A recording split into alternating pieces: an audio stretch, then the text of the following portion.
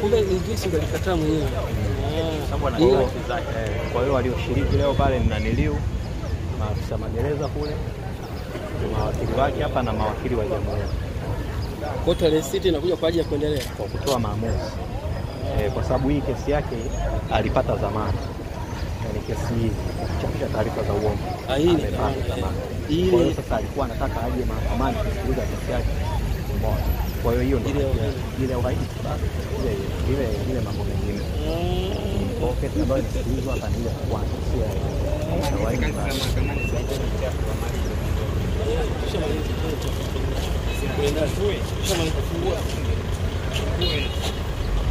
Funga hapa mimi. Hapa na haiwekei intro. Amuyu kwa bambasha na mliki afu zeni anakuja na sasa ngoma.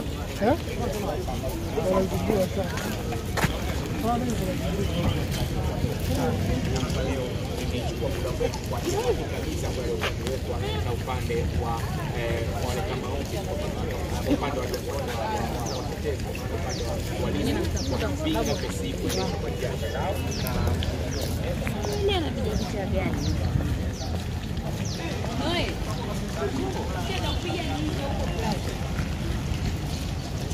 nenda sana kule mbele.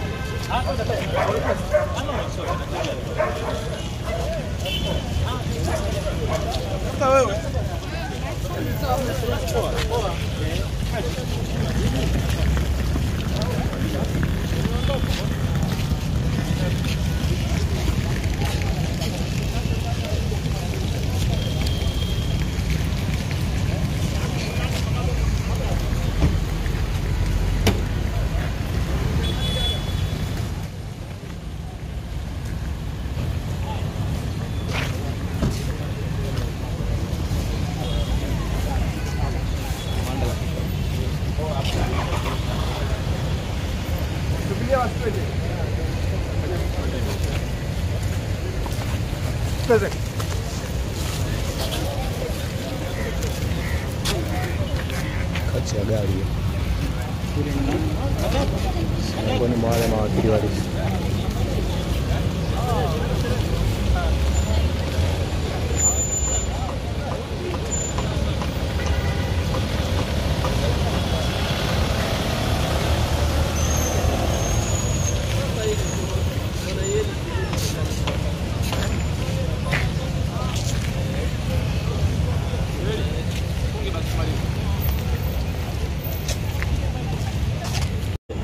Naanza.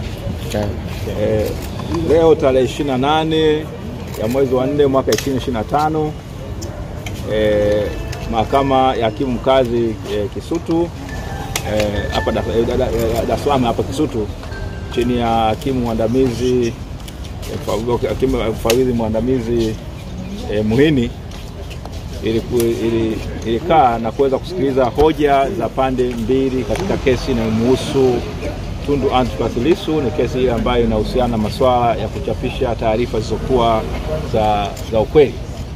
Sasa leo ilikuwa ni siku ambayo ni upande wa serikali kuweza kuleta majibu, kufanya majibu hoja zetu ambazo zilikuwa zinaleta kuhusiana na kesi hii nzima kuweza kuendeshwa kwa njia ya kimtandao badala ya kusikilizwa pande zote mbili mbele ya mahakama au kufanyika ana kwa ana mbele ya mahakama kama ambavyo kanuni na sheria za nchi yetu mara nyingi zinavyodai, ilikuwa ni kitu cha asili. Sasa upande wa serikali umeweza kufanya majibu ya hoja zetu, na baada ya hapo na sisi tukawa tuna hoja zetu za mwisho kuweza kupinga au kuweza kusahihisha kile ambacho serikali walikuwa wamekisema, ili mwisho wa siku kuweza kuwezesha mahakama kuweza kutoa uamuzi. Hoja zilikuwa zimejikita kwamba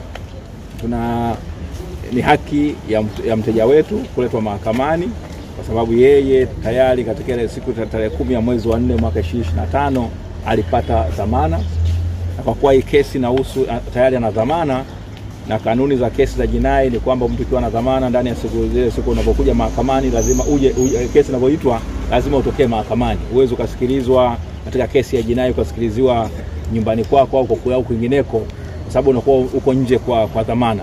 Sasa mteja wetu katika kesi hii ndugu Tundu Antipas Lissu ana dhamana, na kwa maana hiyo yeye anatakiwa kila kesi inapoitwa kesi hii ya kuchapisha taarifa za uongo lazima atokee mahakamani.